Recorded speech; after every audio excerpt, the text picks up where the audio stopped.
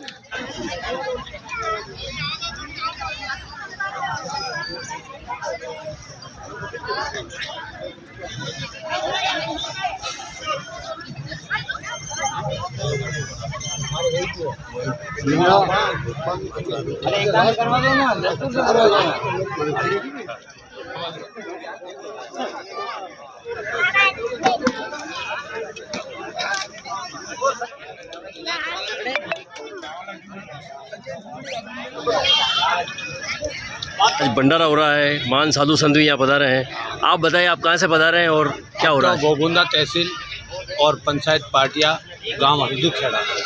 तो आज यहाँ क्या हो रहा है? यहाँ पे भंडारा हो रहा है।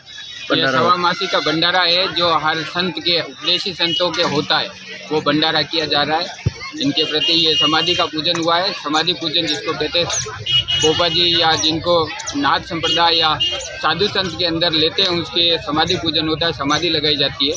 तो उस समाधि के तहत इनकी पूजन हुई है और आज यहाँ स्थापना हुई है। अब ये वैशाख महीने में यहाँ पूजा होगी और सब संत आएंगे और इनका भंडारा हुआ है आज के। तो ये हर साल होगा किस? हाँ, वैशाख में ये स्थापना हो गई है भोलेनाथ की। अब हर साल यहाँ गांव की तरफ से जो चाहे जो पूजा कर सकता है कि स्थापना है।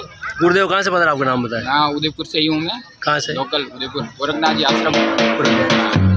आप बताइए, आप भी यहाँ पधारे हैं भंडारे में? मैं कल्लड़बाद से, उमेश गिरी नाम है मेरा, और मैं भी ये साधु संत पधारे तो मैं भी इनके इस फंक्शन में शामिल हुआ। और मांगीलाल जी, ये माणक जी, भोपा जी के बहुत सारे ऐसे कोई पुण्य कार्य होंगे, उनकी वजह से आज ये सब संतों का मेला रहा और आपने समाधि ली और यहाँ भगवान शिव की स्थापना हुई है।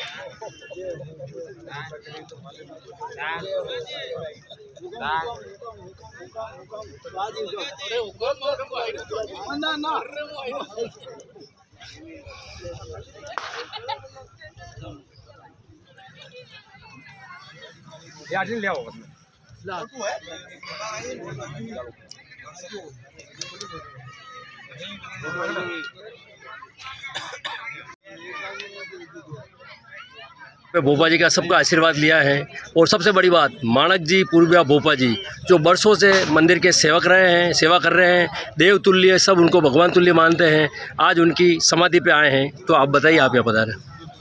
आज एक हिसाब से तो बड़ा दुख के साथ में हम मेरे को माणक जी के इस समाधि स्थल पर आकर बोलना पड़ रहा है कि ऐसा महापुरुष हमारे पूर्विया साहब माणक जी, जो वास्तव में हमारे एक तरह का यहाँ का प्रेरणा स्रोत थे। माता जी के यहाँ पे भोपा जी थे और हमारा पूरा यहाँ पर सर्व समाज उनके वचन के ऊपर चलते थे।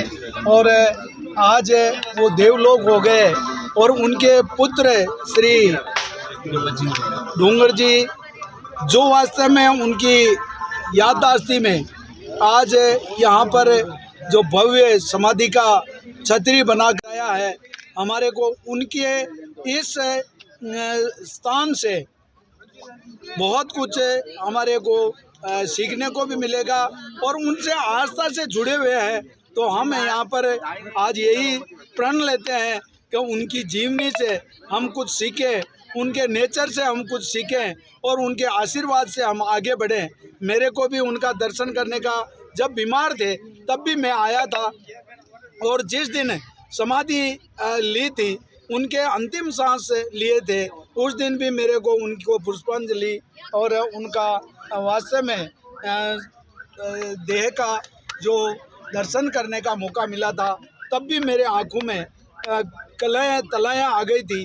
वास्तव में ऐसे महापुरुष हमारे बीच में नहीं है, उनकी कमी तो हम पूरी नहीं करेंगे, मगर उनका परिवार वास्तव में जो उनकी देख रेख में, उनके परिवार को मैं धन्यवाद देता हूं कि आपने उनके लिए बहुत कुछ किया।